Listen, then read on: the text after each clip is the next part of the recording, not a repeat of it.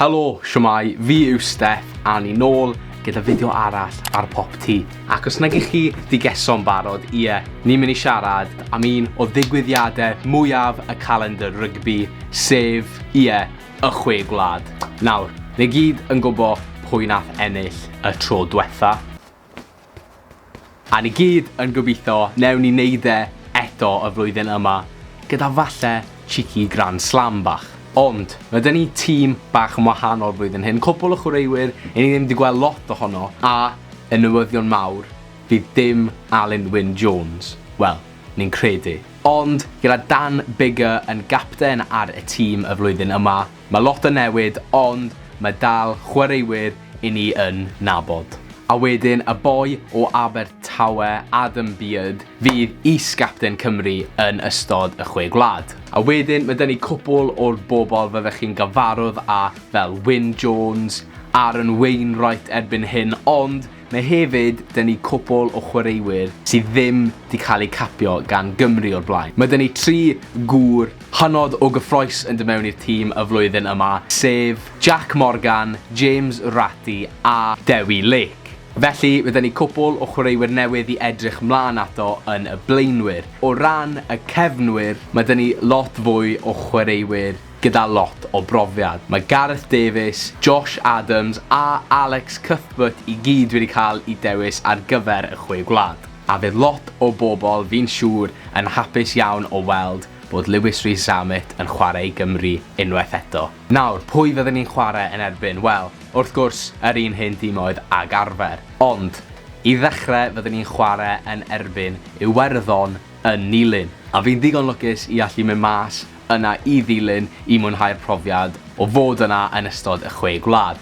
Felly, fydd hwnna yn digwydd penwythnos nesaf yn Stadiwm yr Afifa. A fi'n siŵr bydd y gêm yn erbyn Iwerddon yn gêm anodd, achos maen nhw wastod yn eitha gryf. Dim ot faint mor dda maen nhw'n neud. A wedyn, mae Cymru yn dod nôl i Gymru ac yn chwarae yn Stadiwm y Principality yn erbyn yr Alban. Ac eto, fi'n mynd i fod yn gweud yr un peth am bob tîm. Mae fe'n mynd i fod yn gêm anodd arall i Gymru. Ond, fi'n siŵr newn ni ennill. A wedyn, mae'r gêm mawr yn dod. Y gêm mae pawb yn edrych mlaen ato yn ystod y Chwe Gwlad. Ni'n chwarae yn erbyn Lloegr. A'r flwyddyn yma, ni'n mynd lan i HQ, fel maen nhw'n galw fe, i Stadiwm Twickenham mwyn trio middi nhw ar eu tir eu hunain. A fel Cymru, mae lot o chwaraewyr sydd ddim wedi cael eu capo gyda nhw yn chwarae, ond mae dyn nhw 5 o chwaraewyr newydd fyddech chi byth di gweld mewn kit Lloegr o'r blaen. Ond os chi'n gofyn i fi, mae chwaraewyr ni lot well. Mae rai fi wedyn ar Elin agos e. Ond fi fydd hwnna yn gêm anodd iawn wrth gwrs, mae fe wastad yn. Wedyn nesa, mae Cymru yn mynd i Ffrainc. Nawr, mae Ffrainc yn draddodiadol wedi bod yn tîm sy'n lan a lawr ychydig dros y blynyddoedd. Ond, y blynyddoedd diwetha, maen nhw wedi dechrau bod yn dda yn gyson. A symbo sy'n hwnna yn rhywbeth i wneud ar ffaith bod nhw wedi dwyn hyfforddwr am ddiffyn Cymru. Ac os yw Cymru yn llwyddo i middi pawb sydd wedi bod fyna, wedyn byddwn ni'n mynd i'r Eidal i Stadio Olimpico mwyn falle, os ni wedi cyrraedd yna, edrych am y Camp Lawn. Ni fel arfer yn middi'r Eidal, ond pwy a oer. Ond fi dal yn meddwl, newn ni fyddi nhw. Nawr, beth yw'r tebygolrwydd ohono ni yn cael bach o lwyddiant yn y gystadleuaeth? Wel, os chi'n gofyn i lot fawr o bobl ar hyn o bryd, dyw pethau ddim yn edrych yn gret i Gymru. Mae lot o bobl yn meddwl fydden ni ddim digon o brofiad, ond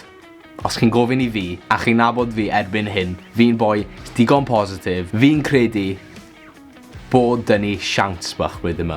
A fi'n gweud hwnna achos mae dyn ni lot o fois ifanc, lot o fois sy'n moyn dangos beth maen nhw'n gallu neud. A chymod be?